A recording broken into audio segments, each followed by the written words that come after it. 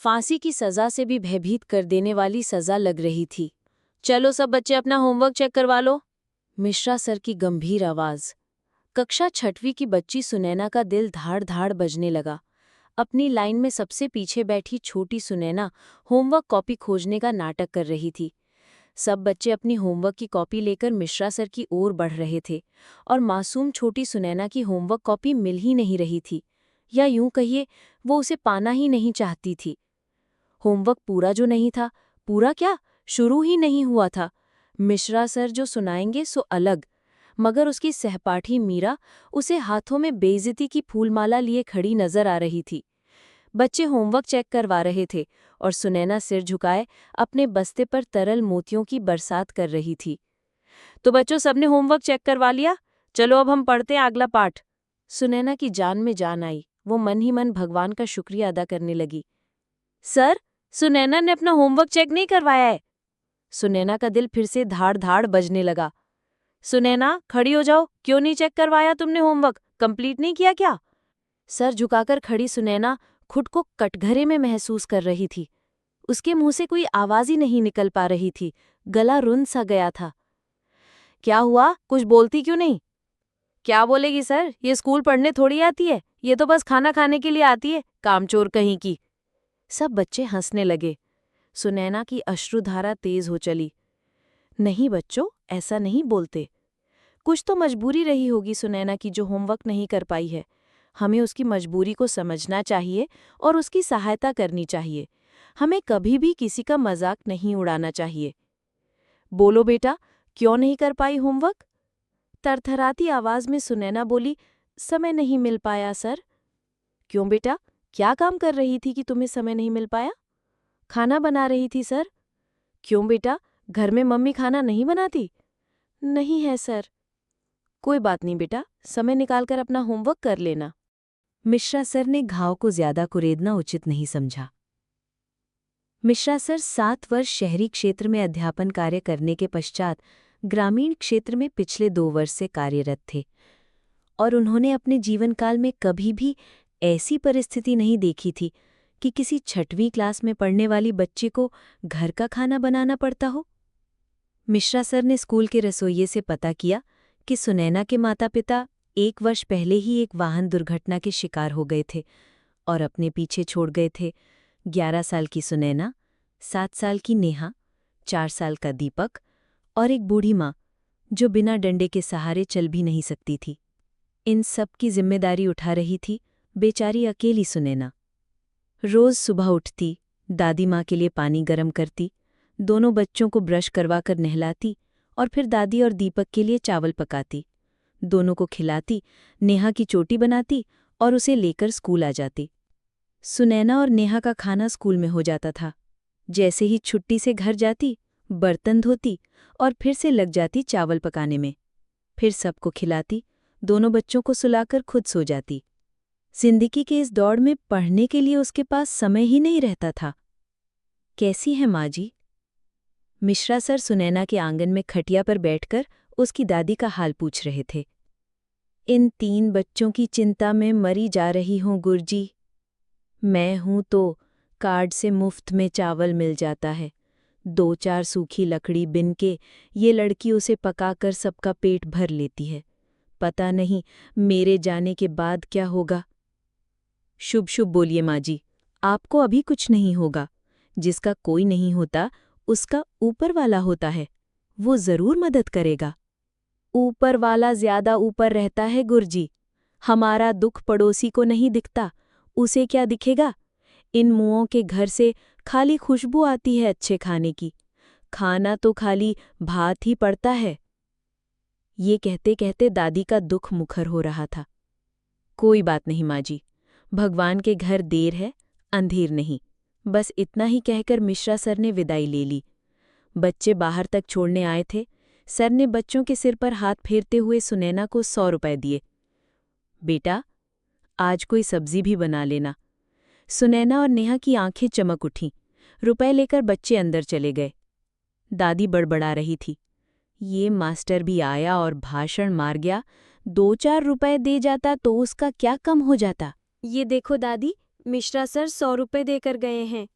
सुनैना चहकी। ए लड़की, जा कहीं से बड़ा समोसा ले आ, खाएंगे। दादी का लालच जागा। नहीं दादी, परसों रथ यात्रा है, उस दिन नेहा के लिए हेयर बैंड, बाबू के लिए खिलौना और सबके लिए समोसे ले आऊंगी। सुनैना की समझाने वाली आवाज। दादी का मुंह फूल चुका था।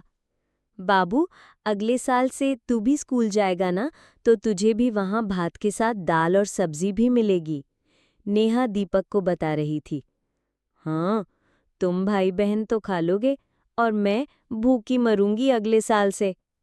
दादी की दुखी और खींची आवाज। तुम चिंता मत करो दादी, तुम कौन सा अगले साल तक जिंदा रहोगी जो। नेहा की मासूमियत भरी बेफिक्री। हाँ, मैं तो मर जाऊंगी, तुम ही लोग जिंदा रहोगे, मेरे बेटे बहू को खा के। ऐसे नहीं बोलते नेहा, सुनैना ने समझाया। चलो दादी, अंधेरा होने को है, आप पहले खा लो, कल सुबह ही मैं आपके लिए होटल से कुछ ले आऊंगी, मेरी प्यारी दादी। सुनैना की दुलार भरी आवाज। आज रथ यात्रा का दिन था। गांव में मेले का माहौल था। शाम के 5:15 बज रहे थे और सुनैना अपने हाथ में एक प्लास्टिक की हेयर बैंड, एक खिलौना कार और अखबार में लिपटे 6 समोसे लेकर खुशी खुशी अपने घर लौट रही थी। तभी रास्ते में मीरा ने रोक लिया। क्या लेकर जा रही है तू, कामचोर? सुनैना डरती थी मीरा से, क्योंकि मीरा झगड़ालू थी।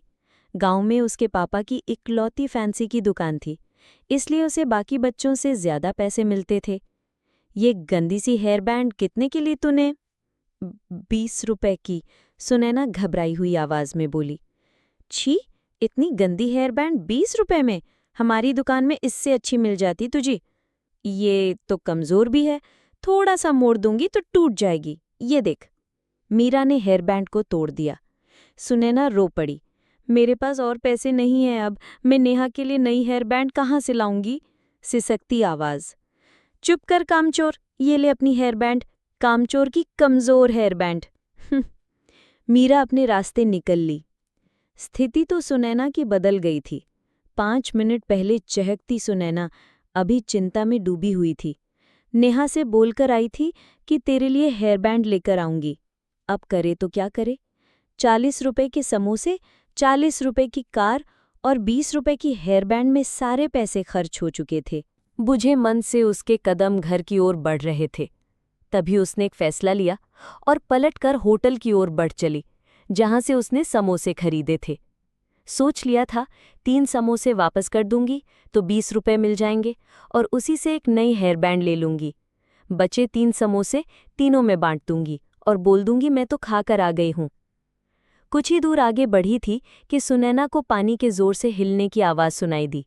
उसने ध्यान लगाकर सुना तो पास ही एक कुआं था और आवाज उसी कुएं से आ रही थी। सुनैना दौड़ते हुए कुएं के पास गई। झांक कर देखा तो कोई लड़की कुएं में डूब रही थी।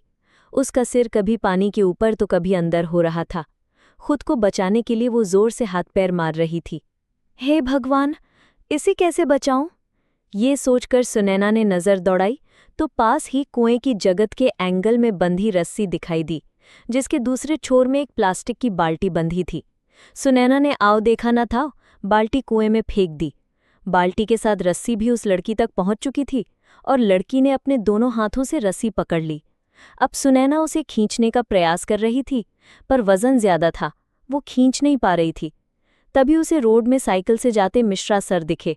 सुनैना जोर से पुकार उठी, मिश्रा सर, जल्दी आइए, यहाँ कुएं में कोई डूब रहा है।